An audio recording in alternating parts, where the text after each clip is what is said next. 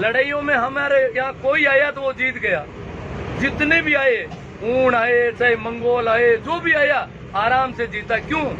क्योंकि यहाँ क्षत्रिय का बेटा ही क्षत्रिय है, बाकी कोई तलवार के हाथ नहीं लगा सकता। अब जाट का बेटा कितना ही बलवान हो, परंतु वो लड़ाई नहीं कर सकता। वो तो उनकी अंधा था, बाप जी हुक्म यही करता रहा जिंदगी भर। घर पे अमल दारू पीवड़ा, अब क्या घाटी बाढ़ ले आगे, क्यों बाढ़ी घाटी घाटी खुद की हम भी कौन पूरी। मतलब ये आरक्षण हजारों वर्षों से चला। यहाँ के सेनापति कौन है? विशेष जाति के लोग ही सेना का काम करेंगे। बाकी वाले जो बहुत बड़ी आबादी है, जिसको अगर क्षत्रियों को छोड़ दिया जाए तो इस देश की 95% आबादी कभी लड़ाई में भाग नहीं लेती।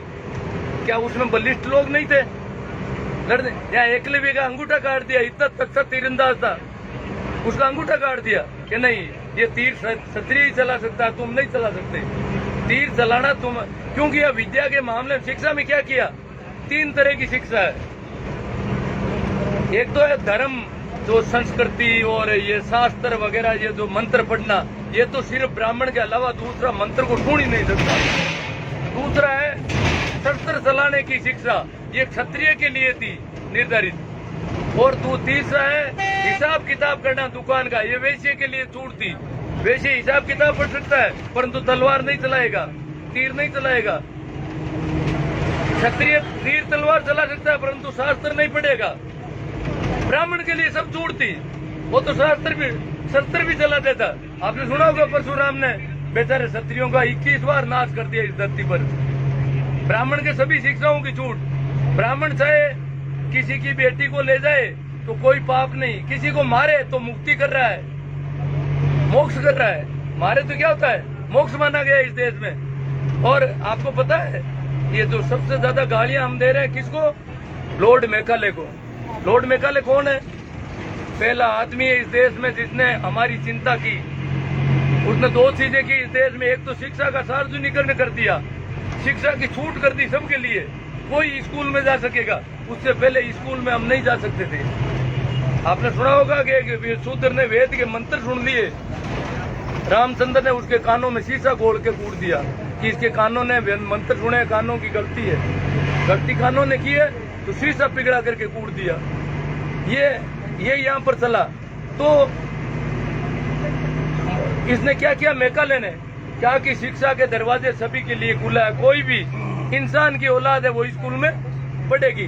उसके बावजूद 50-60 साल तक सबसे पहले तो वो पढ़ा ज्योतिबा फूले, नीची जाति के लोगों में से वही पढ़ा, बाकी कोई पढ़े नहीं। फिर अंबेडकर पढ़ गया, ये कुछ लोग सर छोटूराम पढ़ गए, बलदेव राम मिर्जा पढ़ गए। बलदेव राम मिर्जा क्यों पढ़े? वो एक राजा के बेटे थे। बलदेव राम मिर्जा जागीरदार थे। जाटों के पास जमीन राजस्थान में 2 जाटों के पास थी, एक तो कुचेरा के मिर्जा और भागरोद के मिर्जा। इनके पास जागीर थी। कुचेरा वाले सिंधलास गांव लाटते थे और भागरोद वाले डूडीवास गांव के जागीरदार थे। बाकी हमारे पास जमीन नहीं थी।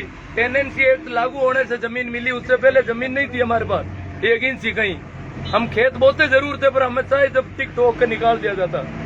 तो ये लोग पढ़ गए। बलदेव राम मिर्जा, एक मेरे गांव के पुरुषाराम जी मिर्जा पढ़े थे, मेरे गांव के बद्रीराम जी मिर्जा कप्तान थे। वो बताते थे वो पढ़े थे 1905 में जोधपुर की स्कूल में। क्या नागौर में स्कूल नहीं थी? वो कह रहे थे उस समय जोधपुर में पढ़े थे। वो मुझे मिले हुए थे, वो तो अब तो चले गए। कप्तान थे वो फौज में।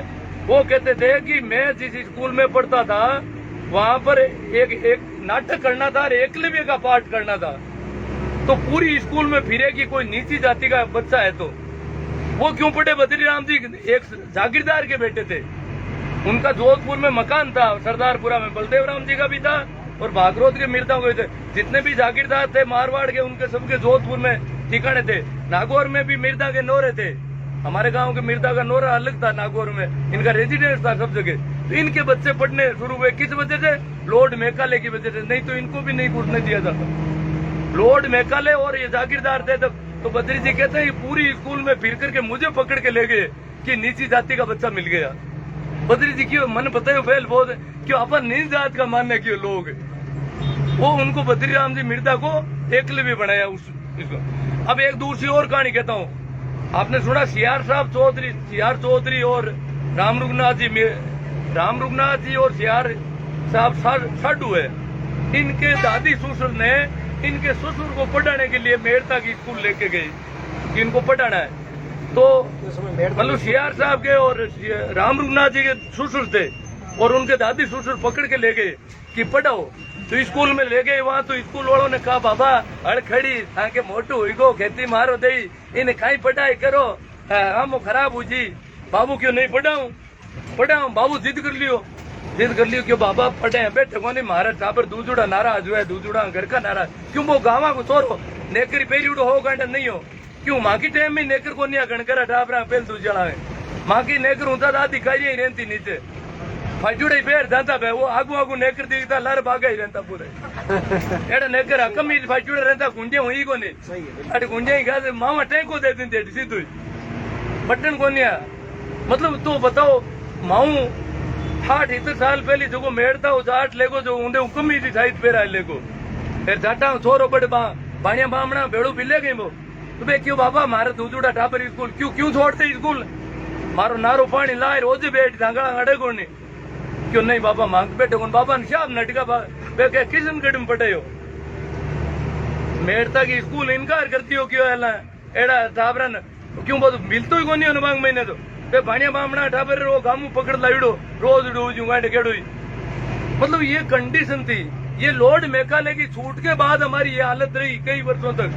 ये तो सर छोटू राम पढ़ गए, बलदेव राम मिर्जा पढ़ गए, अंबेडकर पढ़ गए, ज्योतिबा फूले की पत्नी ने बहुत संघर्ष किया, लड़कियों को पढ़ाना शुरू किया। लड़की को पढ़ाना क्यों कोई पाप है?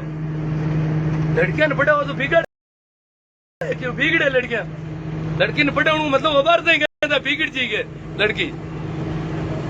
मन क्या कोई डारू को मैंने डारू वाला बलदेव राम जी को हार हो डारू में बलदेव राम इनकलाब जिंदाबाद तो डारू वाला क्या मैं क्यों भाई बलदेव राम जी आता था थांगट कहीं था कहता हार हो देना क्यों बलदेव राम जी बात तो घनी ताजी कहता बे पिंडे मां बात क्यों छोरिया नहीं पढ़ावनी पड़ी छोरा ने पढ़ावण कुछ कहता पण क्यों छोरिया ही पढ़ी जना बोझे हगड़ा ही कहता पावना माथो खराब छोरिया केला पढ़ी क्यों मतलब छोरिया कोई गोना बकरिया है क्यों मतलब लुगे अबार 20-15-10 साल पहले ताई तो गाँव में कहता ए लुगे गांड कटी वोट देवे टीकी गांड कटी थे मतलब लुगे मानता का मक्कल हुई को नहीं अब ठापड़ी लुगे तो आरएस में टोपर ऊंडूगी थोड़ा नीला रखूगी अब ठापड़ी अकल बराबर ही है मतलब ये मानते कि छोरिया पढ़ी केला पढ़ी क्यों छोरिया हमदी भी उन्हें बोलो अबार कहते भैंसिया पढ़ी केला पढ़ी भैंसिया भाई क्यों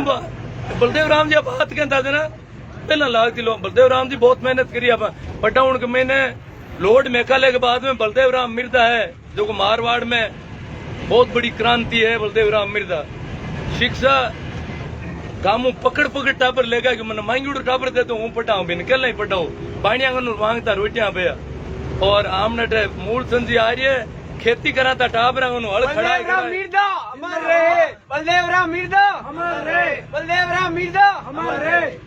हाँ की बार हॉस्टल चाले एला हॉस्टल बलदेव राम मिर्जा क्यों किसान छात्रावास लिखो गांव का भले की क्यों हेर में नागौर में कहता जाट बोल का पण हगली जातिया का टाबर रखता मारे हाथ भाणिया का टाबर पड़ता बामणा का पड़ता हगली कोमा सिर्फ राजपूता की बोल्डिंग नारी बन गई बिनते ने राजपूत भी पड़ता पहले और मेघवाड़ रे भी पड़ता नागौर किसान छात्रावास में क्यों किसान छात्रावास में क्या डोली भी पड़ता सब मतलब सारो भेदभाव मिठाई पे इतनी मेहनत करी कि भाई पढ़ाओ अगला टाबरा ने।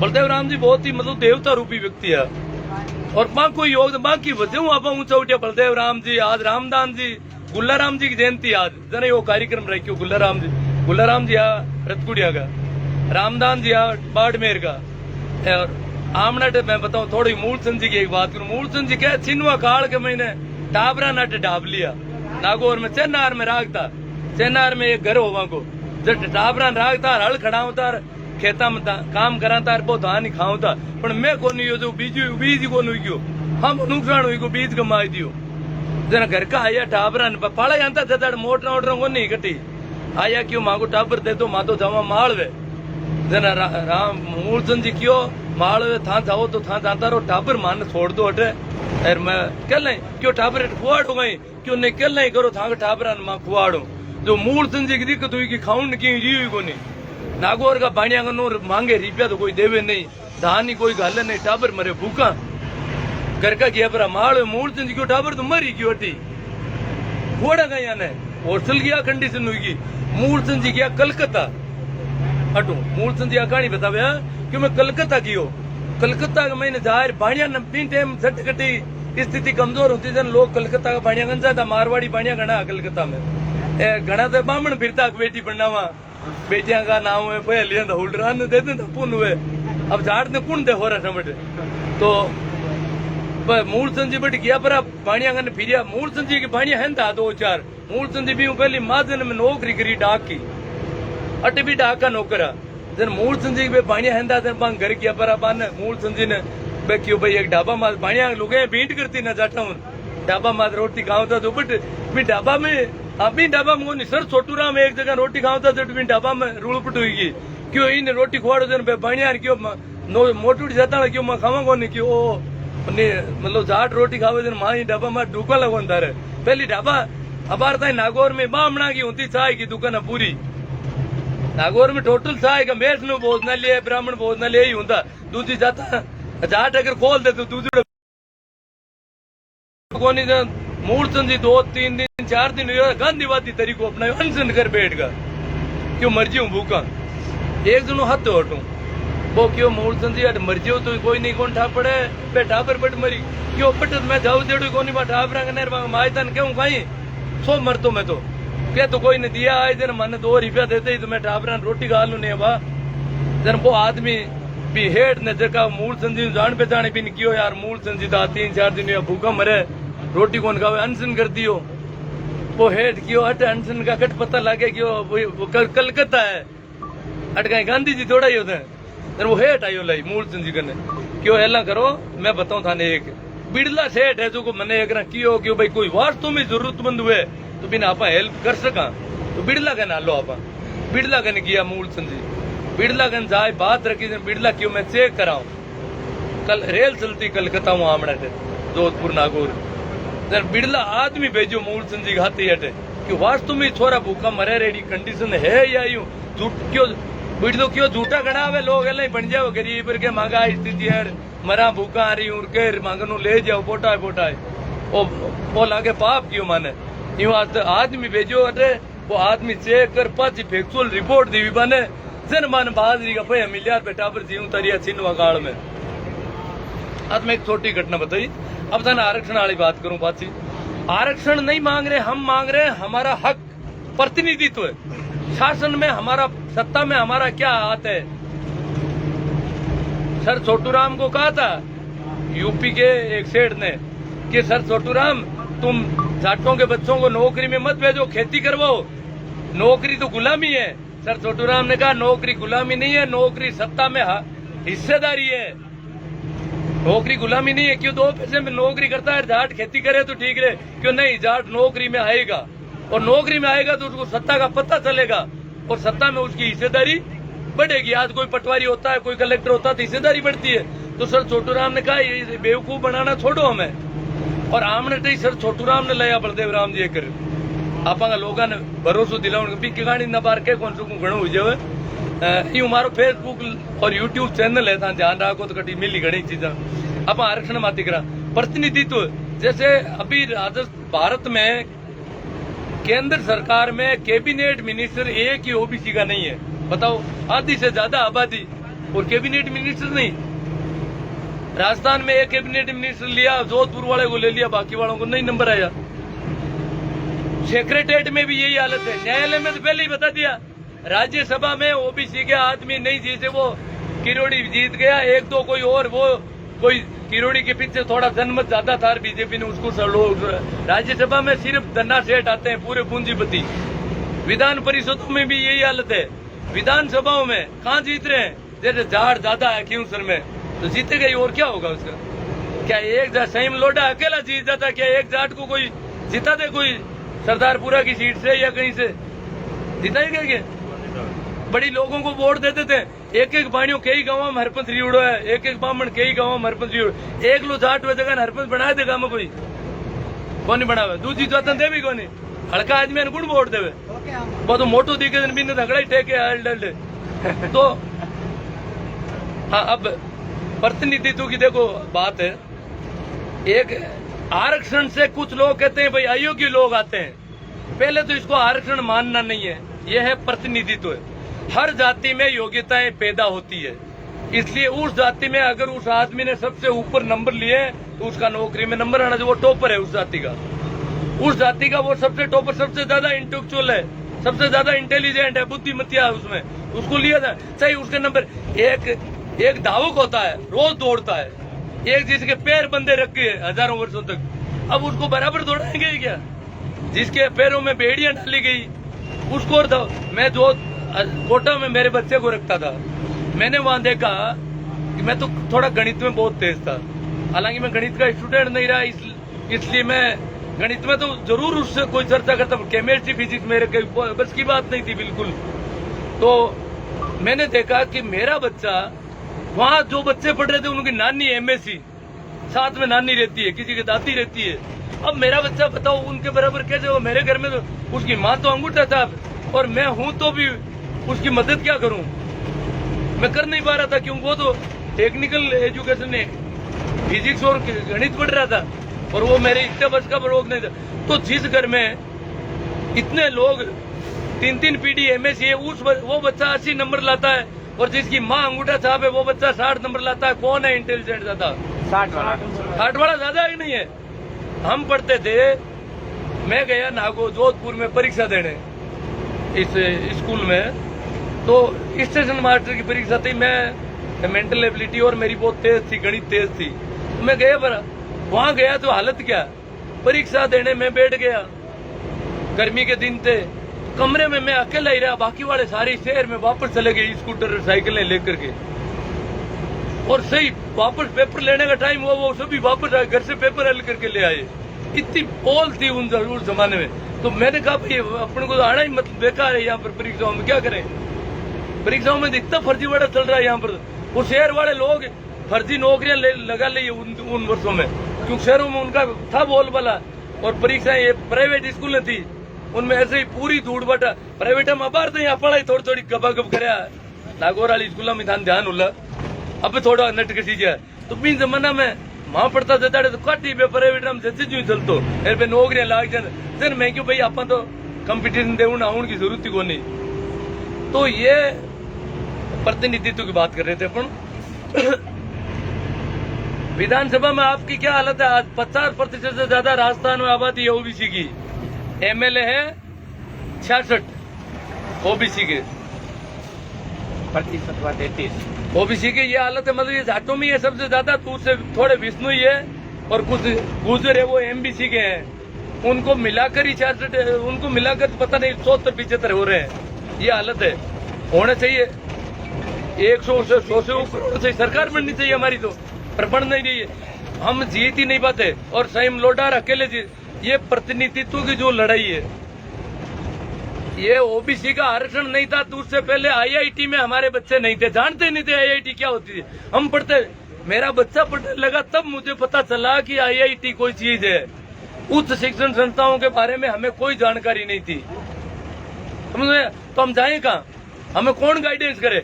उनके तो शुरू से ही फूफा आए घर पे, तो वो भी गाइडेंस कर रहा है, बता रहा है ये हमें तो कोई बताने वाले, घर वालों को तो यही पता था कि 10 किताब पढ़ को, 11 किताब पढ़ को, माँ पढ़ना भले होना फिरा की ढाई कौन पड़ती।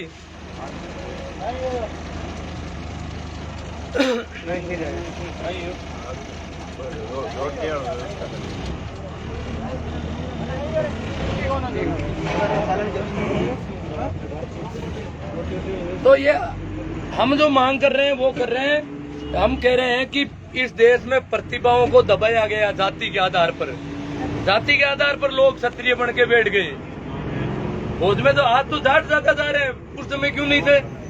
उनको ऊंचा ही मत लाठी रागनी हर को नहीं कसीर कुआं रहे तो काम ले सको, लाठी राखे तो हम देख हर को नहीं हो। हाँ रावड़ा लांगे तो ये आरक्षण था ना, ये है परंपरागत आरक्षण। संवैधानिक आरक्षण में योग्यता है, योग्यता जरूरी है, न्यूनतम योग्यता, उसमें तो कोई योग्यता नहीं थी, शुद्ध रूप से जातिवादी आरक्षण था। अभी जो ईडब्ल्यूएस को आरक्षण दिया ना, ये जाति आधारित आरक्षण है, और ये आरक्षण है। हमारा आरक्षण नहीं है, क्योंकि आरक्षण का मतलब है प्रतिनिधित्व जिनका नहीं है, जिनके कलेक्टर नहीं है, जिनके डॉक्टर नहीं है, जिन वर्गों में से बच्चे अच्छी नौकरियों में नहीं है, उनको हक मिलना चाहिए, उनका प्रतिनिधित्व सुनिश्चित किया जाए। जिन जातियों का पहले से ही प्रतिनिधित्व ज्यादा था, उनको 10% आरक्षण दे दिया। मजाक बन रही है पूरी की पूरी। उनकी आबादी नहीं है, उससे ज्यादा उनको आरक्षण, और हमारी आधी से ज्यादा हमारी जनगणना नहीं है। हमें अवैध संतान माना जा रहा है ओबीसी को भारत में। अभी भी लालू प्रसाद यादव ने ओबीसी की जनगणना करवा दी कांग्रेस के लट डाल करके, परंतु बीजेपी की सरकार आ गई, उसको दबा दिया पूरी तरह से। ओबीसी की जनगणना हो गई, फिर भी उजागर नहीं किया जा रहा है। जातिवाद बढ़ेगा, ये हमारे रामनिवास जी कह रहे जातिवाद बढ़ जाता है ओबीसी की जनगणना करवाने से। विप्र आयोग बन गया राजस्थान में, विप्र कल्याण आयोग, एक जाति के लिए आयोग।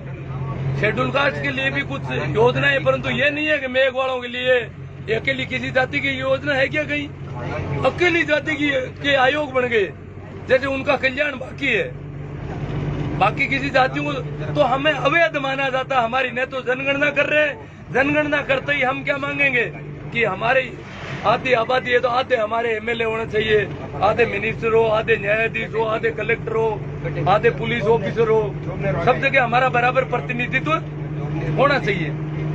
तो इसलिए हमारी जनगणना रोकी जा रही है। कौन रोक रहा है? कांग्रेस नहीं करवाना चाहती थी, लालू प्रसाद यादव ने। लालू प्रसाद को इतना बदनाम कर दिया इन्होंने कि ये चारा चोर है। बताओ, ये बाकी वाले नेता क्या खेती करके कमाते हैं क्या? ये मोदी जी इतने बड़े बड़े चुनाव कैंपेन किसकी वजह से चला रहे हैं? ये चोरियां करते हैं, क्या करते हैं? पैसा तो कहीं से आता होगा इनके पास भी, परंतु वो एक खेती बाड़ी से उठा। लालू प्रसाद तो आपको पता है मुख्यमंत्री तब गाय की दूध दुआरी करता था, घर पे चारा डालता था, काम करता था खुद भी। तो मतलब ये हड़की जाति का जब आदमी इतना ऊंचा चढ़ गया, कर्पूरी ठाकुर बने थे पहले तो, ये वो नाई थे, ये लोग ऊंचे उठे तो मीडिया इनके पीछे पड़ गया। मीडिया में किसका प्रतिनिधित्व है? मीडिया पूरा का पूरा इनका है, ऊंची जातियों का। मीडिया इनका, न्यायालय इनका, राज्यसभा इनकी, मंत्रिमंडल इनका। मुख्यमंत्री ऐसा गहलोत को बना दिया, कुछ एक ओबीसी के बन जाते हैं, बाकी कोई गुंजाइश नहीं। मुख्यमंत्री कभी नहीं बनाते, राज्यपाल बना सकते हैं, राष्ट्रपति भी बना देंगे कल को किसी को, परंतु मुख्यमंत्री, प्रधानमंत्री, कैबिनेट मिनिस्टर इसमें। अब आज बीजेपी को ये कह रहे थे कोई ब्राह्मण वोट नहीं देते, रघु शर्मा, मेयर जोशी मुख्य सचेतक भी है और जलदाय मंत्री भी है, रघु शर्मा है, बीडी कल्ला है। अब वोट कितने मिलते हैं इनके, परंतु फिर भी वर्चस्व, कांग्रेस में भी वर्चस्व। जिस किसी भी कॉमरेडों में जाओ उसमें भी इनका दबदबा। हमें क्यों नहीं लिया जा रहा है? तो प्रतिनिधित्व जो हमारा है उसकी हम मांग करेंगे कि हमारे जैसे शिक्षण संस्थानों में आज भी आईआईटी में, आपको पता है सेंट्रल यूनिवर्सिटी कितनी है इंडिया में पुरानी? 2018 की एक रिपोर्ट है, आपको पता होगा, आज तक टीवी पर आई थी। 40 सेंट्रल यूनिवर्सिटी में एक भी ओबीसी का प्रोफेसर नहीं। देश की सबसे बड़ी यूनिवर्सिटी है जैसे जेएनयू है, डीयू है, इनमें ओबीसी का एक भी प्रोफेसर नहीं। शेड्यूल कास्ट के थोड़े बहुत है, टोटल जनरल के प्रोफेसर बड़े, वो मेरे पास वीडियो पड़ा है। और आज तक की आप सर्च कर लेना, यूट्यूब पे मिल जाएगा वीडियो। आज तक की रिपोर्ट है पूरी। आरटीआई एसोसिएट प्रोफेसर नहीं, एक भी एसोसिएट प्रोफेसर नहीं, एक भी प्रोफेसर नहीं। क्यों? कि प्रमोशन में आरक्षण नहीं है। शेड्यूल कास्ट का तो प्रमोशन में आरक्षण है, इसलिए प्रमोशन हो जाता है। हमारा प्रमोशन करे कौन? वहाँ प्रमोशन करने के लिए लोग जो बैठे हैं, इंटरव्यू में देखा आपने, ओबीसी वालों को नंबर कम दे दिए जाते हैं, जगह जगह देते हैं ना। उसी प्रकार प्रमोशन में ओबीसी को पूरी तरह रोक देते। शेड्यूल कास्ट का आरक्षण है, इसलिए उनके थोड़े प्रोफेसर बन जाते हैं। उनके भी कई तरीकों से उनको भी बाहर निकाल, मतलब बराबर उनको भी प्रतिनिधित्व तो नहीं मिल रहा है जनसंख्या के अनुपात में। तो एक भी क्या ओबीसी में सेंट्रल यूनिवर्सिटी का प्रोफेसर बनने लायक कोई जन्मा ही नहीं पूरे भारत में? इंटेलिजेंट होते ही नहीं है क्या? ये हालत है हमारी। तो ये जो रुकावट है, ये प्रतिनिधित्व हम मांग रहे हैं, आरक्षण नहीं मांग रहे हैं। आरक्षण मांगे तो लोग क्या देखो मगते हैं, विशेष सुविधा चाहते हैं। कमजोर है क्या तुम, विकलांग हो क्या तो सुविधा चाहते हो? तुम तो सीढ़ियां चढ़ सकते हो, तुझे रैंप की कहाँ जरूरत है? सुविधा नहीं चाहते। हम कहते हैं हमारा प्रतिनिधित्व है, सत्ता में होना चाहिए। हम कोई अवैध संतान नहीं है यहाँ पर, हमारी गिनती भी होनी चाहिए। तो अभी ओबीसी वाला ये तो आपके मैटर समझ में आया हुआ है। और ये मैं कुछ कह देता हूँ कभी बार, मैं कहता हूँ कि ओबीसी क्रिमिनल है ना, जब वर्टिकल लागू होगा तो क्रिमिनल को